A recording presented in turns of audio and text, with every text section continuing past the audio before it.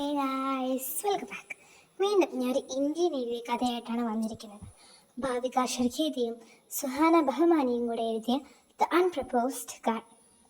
ഇതിനകത്ത് ടൈറ്റിൽ കേൾക്കുമ്പോൾ തന്നെ നമുക്ക് മനസ്സിലാവും റിജക്ഷനും അക്സെപ്റ്റൻസും റിലേഷൻഷിപ്പും അതിലെ ബുദ്ധിമുട്ടുകളിലൂടെയൊക്കെ കടന്നുപോയ ഒരാളുടെ കഥ.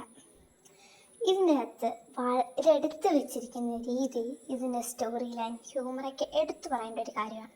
നമ്മളെ അതിൻ്റെ അകത്തോടെ ഇൻവോൾവ് ആക്കി കളയും. നമ്മൾ പോലും അറിയാതെ നമ്മൾ അതിൻ്റെ അകത്തൊരു ആളായി മാറും.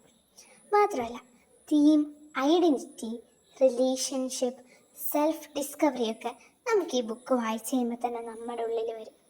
അപ്പം നമുക്ക് തന്നെ നമ്മളിലൊരു കോൺഫിഡൻസ് ഇതാവും. മാത്രമല്ല, നമ്മുടെ കടയിൽ എഴുതി വെച്ചിരിക്കുന്ന പോലെയൊക്കെ നമുക്ക് ഇടയ്ക്കിടയ്ക്ക് ഇത് വായിച്ച് കഴിയുമ്പോൾ തോന്നും.